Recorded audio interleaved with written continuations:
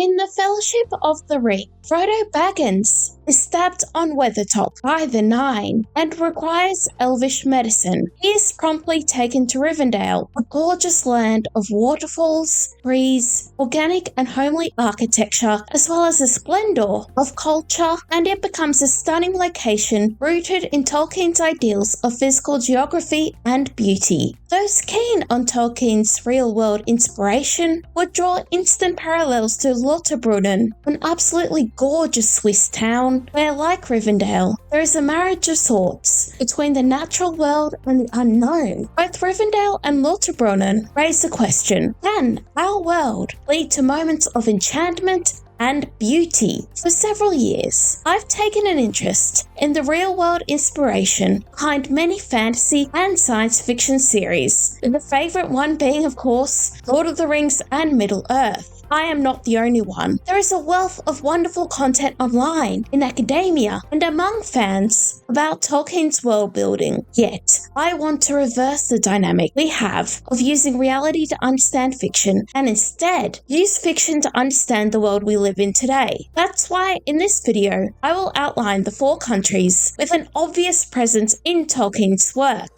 These are not subtle interpretations. They are rather explicit, in fact, often taking an active role in Tolkien's life or the film production of Lord of the Rings. At the end, I'll also discuss countries which are Tolkienesque and perhaps worthy of being viewed in the Middle-earth filter. Let's begin. I'm Madeleine Rose Jones, and I study history, literature, and culture. Welcome to Snowy Fictions.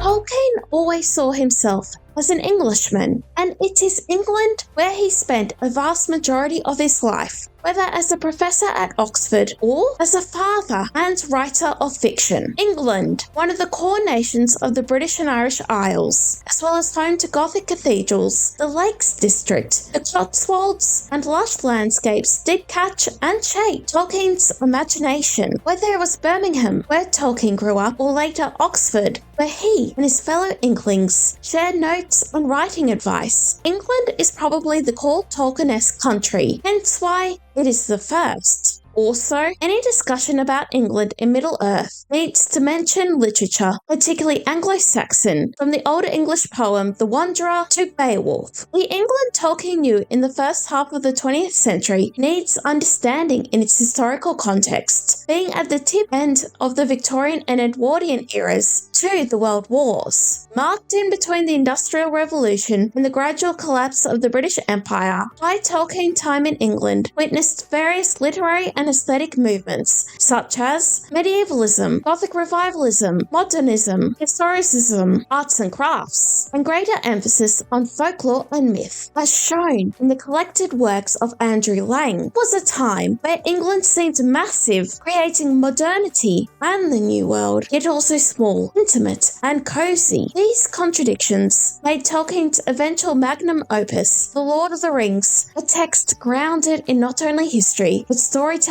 and folklore in general. Physical geography, as I'd argue, does absorb the memories, histories, and people who live there. Over the next 3 Tolkienesque nations, we focus on beauty, what these countries provide in their natural and human landscapes. Yet Tolkien is an outsider, a traveller, or a curious influence to the following 3. With England, it is his home, his identity, his compass, his cosmology. When I return to Middle-earth, I notice some landscapes, like when Sam and Frodo observe the Wood Elves, who are bound to leave Middle-earth and never to return, to have traces of melancholy, deep-seated loss, and a grief present in their departure. As Tolkien's time was bewitched by war and industry, the English nation Tolkien alludes to embodies peace and war, history and modernity, what's real and what is mythological, depth as well as breadth. The vastness of England here adds so much to the beauty that is Middle-earth.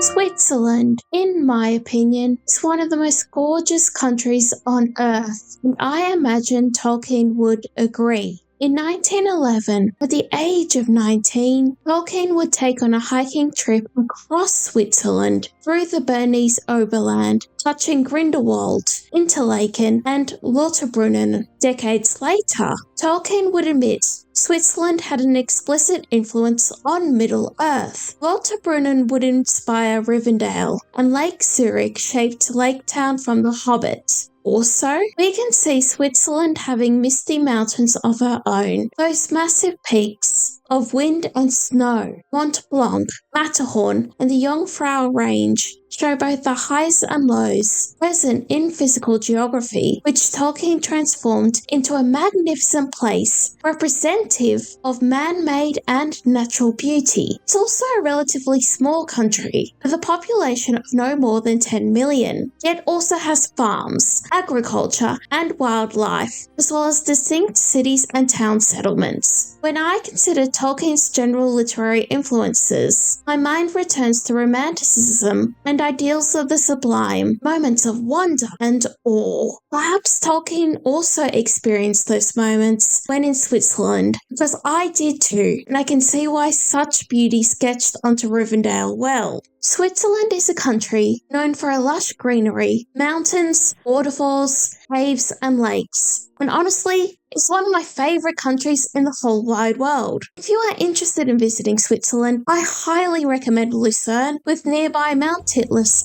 and Mount Pilatus. Also, an important context to Tolkien's travels to Switzerland is he went in summer, which certainly does stir the imagination with the flowers, the green trees, brief rain showers, and the sunlight soaking from the mountains. Such visual language is the reason why, year after year, I return to Tolkien's Middle-earth. This is a surprising choice to some, but obvious to others, as Tolkien was born in South Africa and, at the age of 3, or in 1895, moved to England. Obviously, this makes its inclusion here rather puzzling, as Tolkien never returned to South Africa, and being 3 years on departure does mean he lacked the many experiences and knowledge South Africans have about their own land. Complicating this is South Africa not becoming a fully sovereign state within the British Empire until 1934. So, how could South Africa shape Middle-earth and be listed alongside Switzerland and England? Well, to understand any writer, you must consider where they came from and where they are now, and the places in between. And yes, every person cannot fully detach themselves from their origins. Tolkien is no different. Arthur Tolkien, his father, died in South Africa at the young age of 39 from typhoid fever.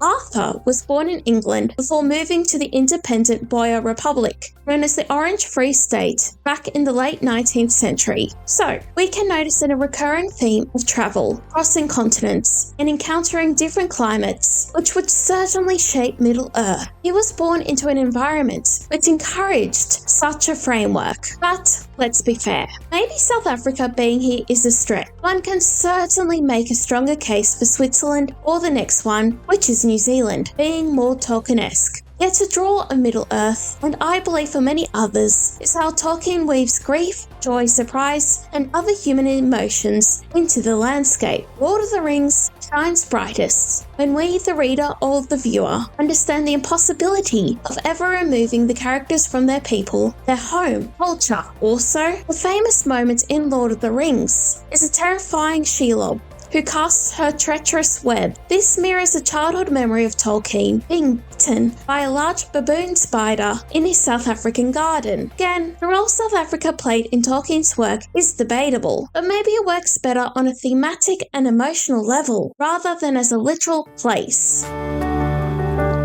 And finally, we have New Zealand, located in the South Pacific and of extraordinary beauty. The connection between New Zealand and Middle-earth comes from the Lord of the Rings film trilogy, directed by Peter Jackson and released from 2001 to 2003. Peter Jackson himself is from New Zealand, as are many of the crew who worked on the Lord of the Rings movies. So much so, some places have turned into quasi-Tolkien locations, such as Hobbiton near Auckland, which you can actually visit today. Now, Lord of the Rings is part of New Zealand tourism, with a variety of tours and ways to engage with this exciting moment in Tolkien history. Whether one is going to the South or North Island, there are traces of the Lord of of the Rings films here. It does help though that Peter Jackson's adaptation of Lord of the Rings was heavily acclaimed and beloved by fans. So, one does need to understand the Tolkienesque side of New Zealand wasn't inevitable, but rather the result of excellent filmmaking and good taste. What's particularly notable is how you are encouraged to engage more with New Zealand through Lord of the Rings. You may visit Glenorchy one day, which shaped Isengard and Lothlorien, before enjoying Queenstown, Milford Sound, and taking the Ben Lomond track. My point isn't to argue that everywhere in New Zealand became a filming spot and that without Lord of the Rings, you cannot understand the beauty of New Zealand. Of course not. But New Zealand is now integral to understanding Tolkien this century, and rightly so. As said in the introduction, these 4 countries have an explicit and obvious connection to Lord of the Rings. Yet, there are many places on our planet that are reminiscent of Tolkien's landscapes. I must share them here, as they do embody the splendid physical geography present in Middle-earth. The first one that comes to mind is Armenia, which I visited in 2024, and I must say, it's one of the most beautiful countries I have been to. There are ancient and medieval structures, distinctive aesthetic tradition, and my gosh, the drive from Yerevan to Diljan is stunning, with Lake Sevan and the monasteries. Whether it is sunny or rainy, Armenia is gorgeous, and I could certainly see Armenian landscapes, inspiring somewhere like Argonath. My second suggestion is Finland. The Finnish language did influence Tolkien, yet beyond that, Finland is just incredible, with the fortress Suomenlinna in Helsinki to Karelia, which also includes parts of the contemporary Russian Federation. Finland also has many lakes and deep forests, perfect for the ecological tone in Tolkien's world.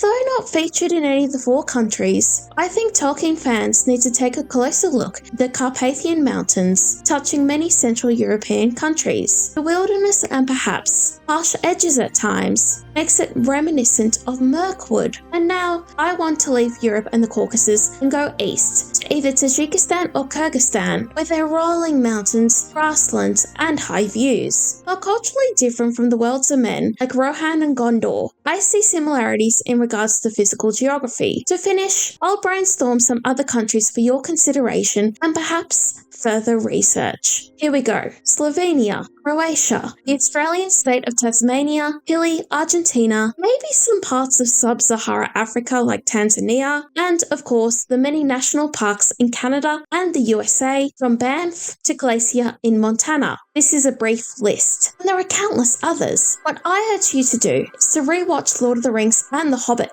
and notice how characters react upon seeing new places for the first time. There is often a notion you can't escape from, of wonder, of discovery and awe, and it is kind of like a voyeuristic documentary or travel vlog. But back to you. Have you been to any of these 4 countries? What are your thoughts on physical geography in Middle-earth? I'd love to know your thoughts and start a discussion. Subscribe for frequent videos about the humanities, particularly concerning history, literature, and culture. I also have a creative writing classes and a Substack linked below. Thank you for watching, and I hope you all had a wonderful Easter, and I will see you soon. Goodbye for now.